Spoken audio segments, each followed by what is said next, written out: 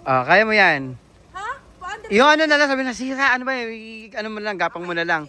1, 2, and go. Ayan. Siraan pa ako. Sino ba to? Naliligaw pa ako.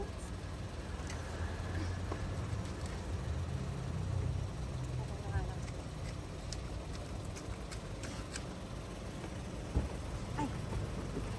Ah!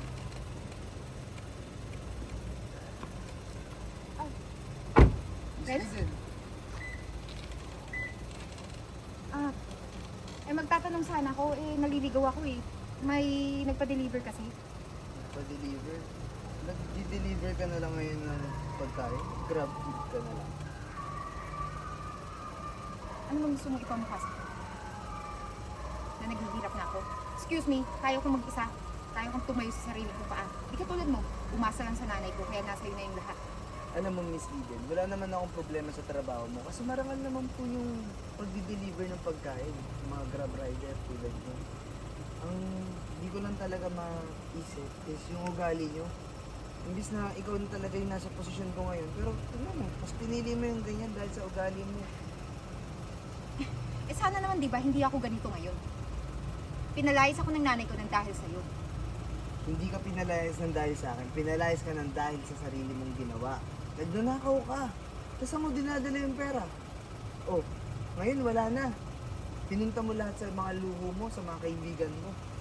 Hindi mo man lang inisip yung nanay mo, yung kampanya nyo. Alam mo, sinusumbat mo sa akin lahat. Ang galing mo, no? Galing.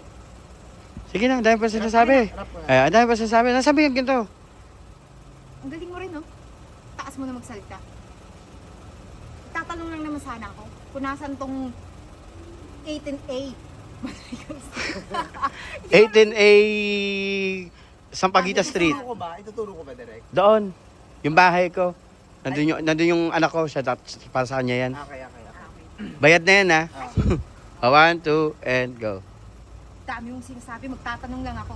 Nasaan na dito yung 18A Evangelista Street? Hindi na pa ako naghahanap. Ayan no.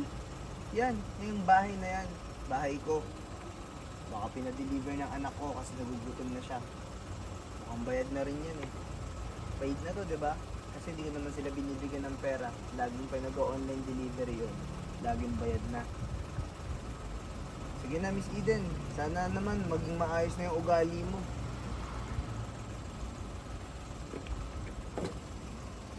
Reset.